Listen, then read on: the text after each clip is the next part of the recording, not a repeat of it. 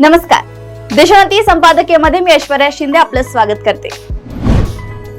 परवा अजितदादा पवार बीडच्या दौऱ्यावर आले होते. यावेळी एका वार्तालापात बोलताना त्यांनी आई वडील आणि चुलत्याच्या आशीर्वादाने आपले सगळे व्यवस्थित चालले असल्याचं विधान केलंय.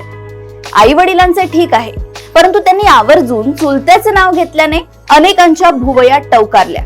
सर्वाधिक गोची अर्थातच उद्धव ठाकरेंची झाली असेल. ज्याच्या खांद्यावर आपण विश्वासाने मान टाकली तेच खरे आता आपल्याला राजकीय खांदा देणार की काय अशी साधार भीती त्यांना वाटत असेल तर ती स्वाभाविक म्हणावी लागेल.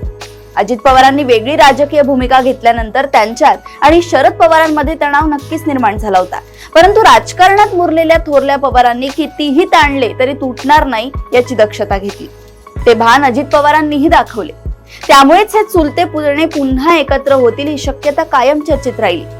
त्यातच लोकसभेत मणिपूरमधील राष्ट्रपती राजवटीचे अनुमोदन करणारा प्रस्ताव चर्चेसाठी आला असताना सुप्रिया सुळेंनी गृहमंत्री अमित शहांचे कौतुक करणारे भाषण केले. एवढेच नव्हे तर या प्रस्तावाला समर्थनही दिले. सुप्रिया सुळे, अजित पवार, शरद पवार वेळेप्रसंगी अशी लवचिक भूमिका घेऊ शकतात कारण त्यांना राजकारणातल्या औचित्याचे भान आहे. अर्थात सुप्रिया सुळेंनी केलेले अमित शहांचे कौतुक आणि त्याबरोबर अजित पवारांनी चुलत्यांच्या आशीर्वादाचा जाणीवपूर्वक केलेला उल्लेख, जयंत पाटलांची अजितदादांसोबत दीर्घकाळ चाललेली गुप्त मसलत या सगळ्या कळ्या जोडण्याचा प्रयत्न केला तर काही वेगळे समीकरण समोर येऊ पाहते. अर्थात हे समीकरण प्रत्यक्षात साकार होईल की नाही किंवा झाले तरी कधी होईल याबाबत काहीच सांगता येत नसले तरी महाराष्ट्रात विरोधी बाकाची शक्ती अधिकच क्षीण होण्याची दाट शक्यता आहे.